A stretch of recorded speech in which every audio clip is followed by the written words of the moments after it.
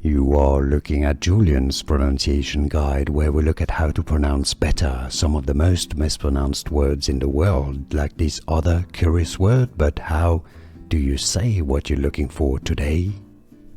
Let's learn how to pronounce this name.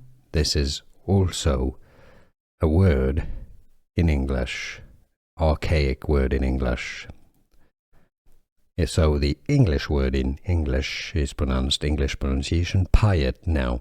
Piet now. It's also a name, a given name of Dutch origin, a masculine given name derived from Petrus, Dutch, also South African. Piet, Piet. Some may even pronounce it as Pete, but generally Piet, Pete, Piet.